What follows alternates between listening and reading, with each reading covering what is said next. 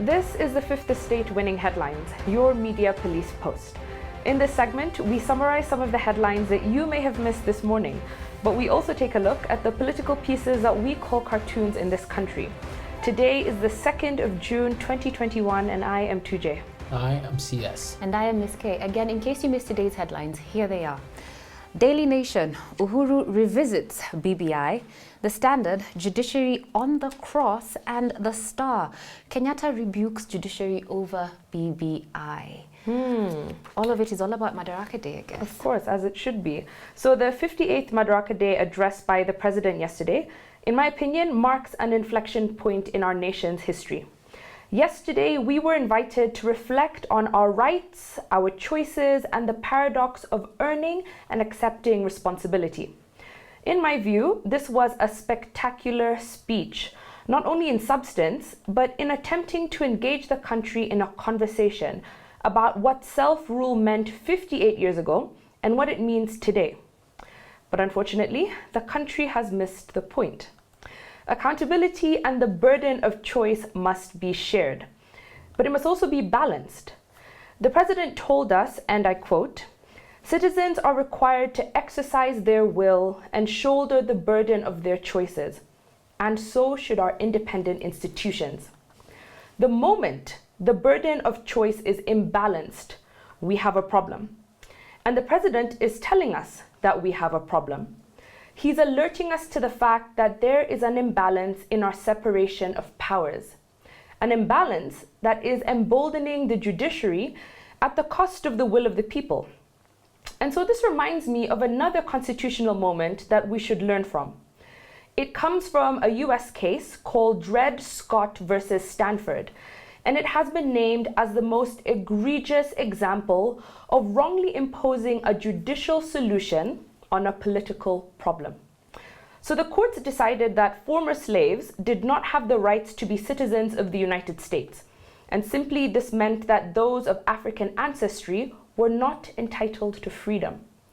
So the problem with this Dred Scott decision was that it did not reflect the views of the public. Instead, it reflected the political positions of the Supreme Court, which was mainly pro-slavery. And so the decision was seen as the opinion of the judiciary, becoming the supreme law of the land. The burden of choice was imbalanced. So Abraham Lincoln, the president at the time, worked to fight against this court decision. He was not attacking the substance of the decision, whether or not slavery was right, but he was actually attacking the court itself. Lincoln believed that the American people, not the Supreme Court, were the true arbiters of the Constitution. The fight meant declaring political war on the idea of an all-powerful judiciary. If the judiciary could make a decision that impacted the entire country, was this fair? Lincoln said clearly that if the policy of the government around vital questions affecting the whole people is to be fixed by decisions of the Supreme Court, the instant that they are made, the people will have ceased to be their own rulers, having placed their government into the hands of that tribunal. Simply put, all sovereign power belongs to the people and only the people. And so we return to the case of Kenya. We are of the opinion that the courts have crossed a line. The reason we have a separation of powers is because it's important that each branch of government stay in their lane. Remember, the critique of the Dred Scott case was that it wrongly imposed a judicial solution to a political problem. And so I ask, if BBI seeks to end the political problem of our ethnic elections and the economic problems caused by our toxic politics, is that the job of the judiciary to solve? The answer is no. The conversation around BBI cannot happen behind the closed doors of a 7-judge panel. It must happen in the form of a referendum where the people get to exercise their power. I'll finish with words from Abraham Lincoln. He said, "It is not enough to question the decisions, the judges, or even the structure of the court. We need to challenge the foundation of its power to determine the law." I agree with you completely, and I think that today we're all going to be addressing the judiciary, and I think it is rightfully so, because that is the focus of all our headlines. Yes. So in his Madaraka Day speech, as Tuje has said, the president spoke about the balance between freedom and the consequences of choice. The president then asked us to ponder the following questions. He asked, if the field of independence has been expanded in the judiciary, how should the field of their responsibility respond to the summons of nationhood? And shouldn't their decisions also be accompanied by a burden of choice? And that's what I want to focus on, because I think that this is a positive statement by the president. The judiciary has moved from the place of public mistrust that it occupied in the past to a place where judicial authority is accepted by all. In Kenya, the courts have the final say on everything from how much rent I will pay to who won the presidential election. And this is borrowed from America. We did adopt the notion of constitutional democracy from them.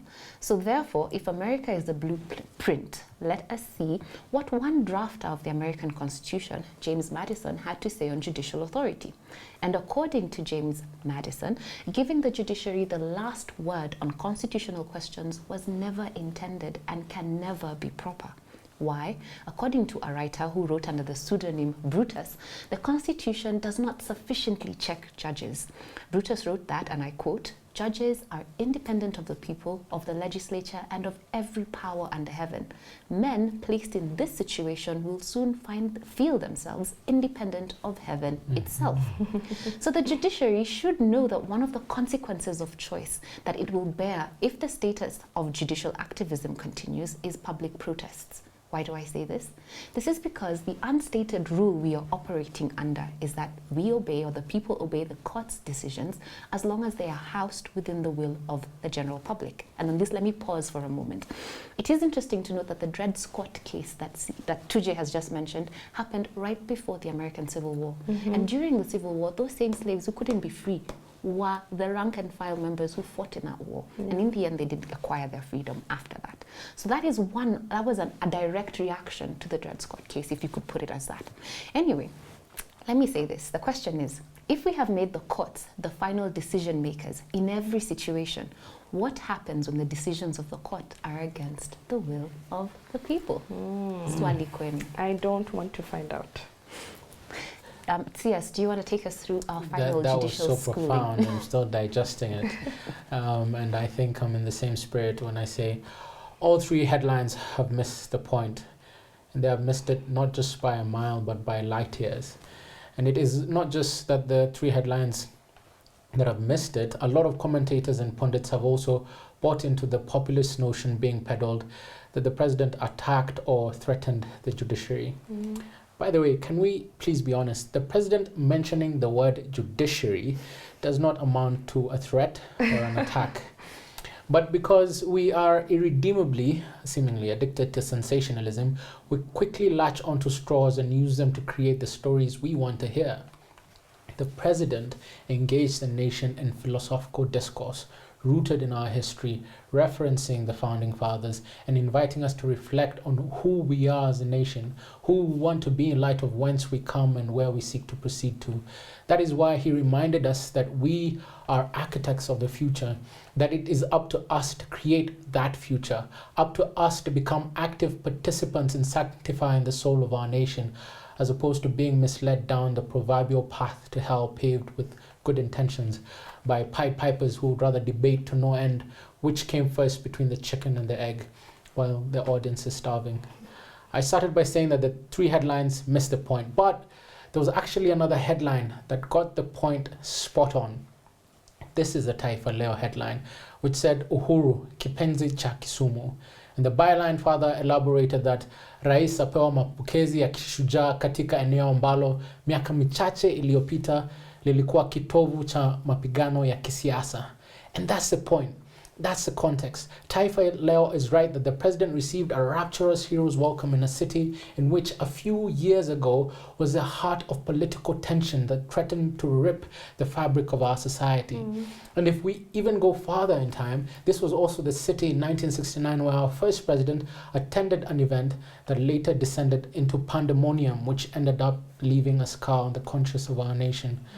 What we witnessed in Kisumu yesterday was the immense power of reconciliation. What we witnessed is a house no longer divided against itself, to reference Lincoln. And because of this, we know the house will stand. That, ladies and gentlemen, is the point. In the same way that the president highlighted that in the building of the road from Cape to Cairo, the road itself was not the dream. Similarly, the process of engaging in constitutional change can only be the means, but it is not the end we seek, or the dream we dream, nor even the vision we bear. When the president philosophized about the paradox of choice, about opportunity and the burden of choice, he was inviting us and our institutions, because they are all ours at the end of the day, he was inviting us not to miss the point.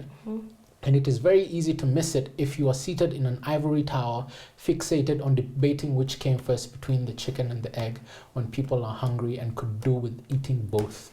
The point, ladies and gentlemen, as we see it here at the Fifth Estate, the point is to ensure that whether our nation stands or falls should never again depend wholly on the benevolence or lack thereof of leaders. Leaders will come and go in time, as they should, but so long as there is a community of nations, Kenya shall always stand, and in standing she shall thrive and she shall prosper. This is the point. Could not have been better said. I will not even add an iota of a thought. Yeah, so I think CS has inspired us to have a different winning headline. No? I do agree. So we have a three-part criteria that we use to judge the headlines for you. We ask ourselves, are they topical or speculative, repetitive or groundbreaking, thoughtful or just plain lazy? While they are all topical, they are all just plain lazy. So on that thought, I will just toss them all, and we will have a new winning headline today from the Taifa Leo about reconciliation and national unity and evidence that bridges truly have been built. Rights Kipenzi Chakisuni. And now on to our final thought, but before we get there, don't forget to hit the like button and subscribe to our YouTube channel. And now our final thought today is inspired by a book entitled The Tale of Dueling Neurosurgeons: The History of the Human Brain as Revealed by True Stories of Trauma, Madness and Recovery, written by Sam Keane. So this week, it's a bit of a short week, so we're calling it a short week of random thoughts inspired by some interdisciplinary books. So today we start with neuroscience. And so some people's tragedies have become science's miracles, particularly in the field of neuroscience, where researchers have long relied on rare brain traumas to reveal the workings of the mind. Early studies of the human brain used a simple method. Wait for misfortune to strike. So you have strokes, seizures, infectious diseases, horrendous accidents, and you would see how victims coped. And in many cases, their survival was miraculous, if not puzzling. Observers were really amazed by the transformations that took place when different parts of the brain were destroyed. So you'd have it altering victims' personalities. Patients suddenly couldn't recognize their own children. People became pathological liars. And some people couldn't speak but could still sing. So the author writes that despite the advances of the MRI and other brain scanning technologies, injuries remain the best and only way to infer certain things about the brain. Quite tragic. So in this book, Keane compiles patient stories and details some of the unexpected truths that are revealed by some of these accidents. He writes, for example, destroy one small node of neurons and people lose the ability to recognize fruits and vegetables but not other food. Destroy another node and they lose the ability to read, even though they can still write.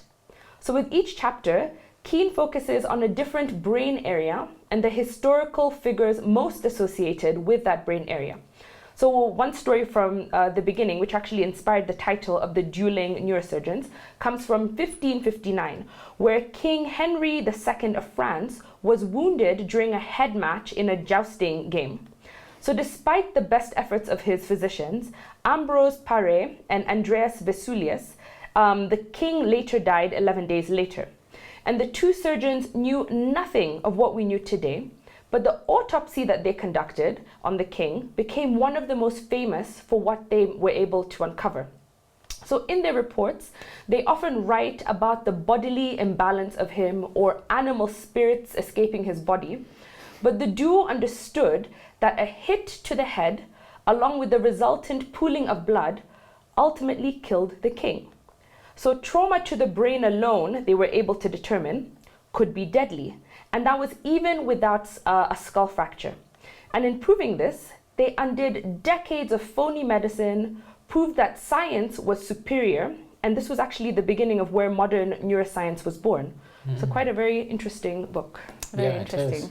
I was particularly fascinated by how the author unpacked a neuroscientific theory known as localization. Localization is the idea that a different region in the brain controlled each mental function. Just as there was a time when Galileo was persecuted for confirming Copernicus's theory that it was the Earth that revolved around the sun and not the other way around, so too there was a time when proponents of localization were dismissed as engaging in quackery. At the time, most scientists believed that the brain, like the soul, could not be divisible into smaller units, which is essentially what localization proposed with respect to the brain. It was a kind of debate that you couldn't settle in an hour. The doors to this debate were, however, flung open one day in early 1861. The story goes that a Frenchman near Paris pressed the business end of a gun into his forehead and pulled the trigger. In a curious case of Ripley's Believe It or Not, he missed. Not entirely, however. The bullet didn't go through his brain and it didn't achieve the desired effect. His brain was unscathed, but the bullet did shatter and dislodge the frontal skull bone, and the doctor could actually see the man's brain. Unsure whether the man would pass out, scream, or perhaps convulse and die, the doctor pressed the spatula down gently at various points and asked him how he felt. When the doctor pressed one particular spot near the back of the frontal lobe, the man's words were snapped in two. He suddenly couldn't speak. The moment the doctor lifted the spatula, the man started up again. This happened over and over. Each press left him mute. Unfortunately, the man died a few weeks later, but what he left in his wake was a fresh look into localization and deeper investigations into how the brain works. In time, in addition to localization, an idea known as brain lateralization was expanded when brain symmetry was challenged. Brain lateralization held that the left hemisphere controls the right side of the body and vice versa. For a long time, scientists still believed deeply in brain symmetry, the idea that both halves of the brain worked the same way. But by the 1950s, most neuroscientists had declared the left hemisphere home to not just language, but all of our highest faculties and skills. Essentially, humankind was its left brain. That said, the left brain, right brain relationship is complementary. For example, in scientific reasoning, the right brain does a better job determining whether two events are causally linked, that is, determining whether A actually caused B or whether the connection was spurious. It also keeps a better, more faithful record of what we see, hear, and feel. The left brain does a superior job culling patterns from data, and only it can take basic information and leap to something new, to a law or a principle. In sum, both sides of the brain sense reality, but do so in different ways, and without their unique perspectives, we'd have gaps in our scientific understanding. I have to say, though, that this book was extremely interesting. I would suggest that anybody reads it. And the story that I found most interesting is about a gentleman called Lieutenant James Holman. So Holman joined the Britain's Royal Navy at the age of 12 in 1798, and he 12. stayed, yes, 12, and stayed active until 1812 when he caught a mysterious illness off the coast of North America. So the naval doctors couldn't understand his symptoms because he said that he had a roaming joint pain and headaches. So they diagnosed him with what they called flying gout. That's a meaningless, all-encompassing syndrome. So Holman was forced out of the Navy at 25 and by his illness, and he was sent back home to England. However, he did not like sedentary life. He felt tortured and he longed to travel. So he finally left England and embarked on the lifetime of adventure. He crossed Siberia, he got kidnapped by officials of the Tsar and was deported as a spy since no one believed that anyone would travel Siberia for fun. He chased down slave traders, he mapped the Australian outback, and he climbed Mount Vesuvius mid-eruption. My goodness. James Holman also did good enough scientific work in his travels that he got elected to the Royal Society, and he was cited by Charles Darwin. He rarely returned to England, but whenever he did find himself marooned at home, he took advantage of his downtime to write travel books. And the books became bestsellers because everyone wanted to read how a person who had really set foot on almost every country on earth could not see them. Yes, James Holman was the man who mapped the Australian outback, who climbed an erupting volcano, was blind. Wow. So the question was, how did he do it? James had a short, small wooden cane, but he didn't use the cane in the same way blind people use it today, the way we know it as a click and clack as they go. He clicked the metal point of the end of his short cane onto the pavement every few steps, and he listened.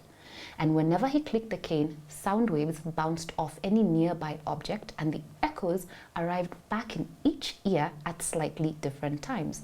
So after some practice, his brain learned to triangulate those different times and determine the layout of the scene in front of him.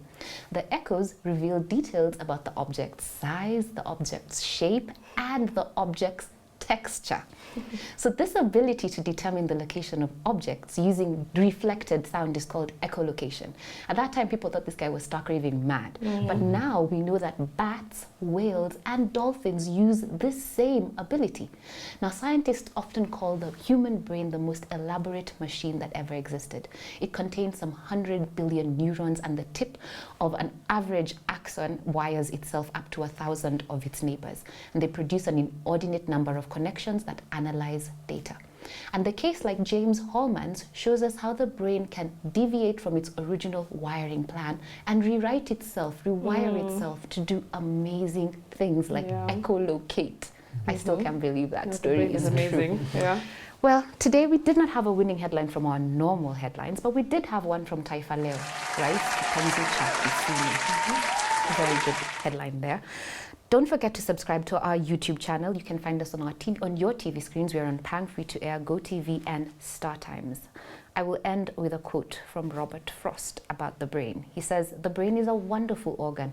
It starts working the moment you get up in the morning and doesn't stop until you get into the office." Have a great evening.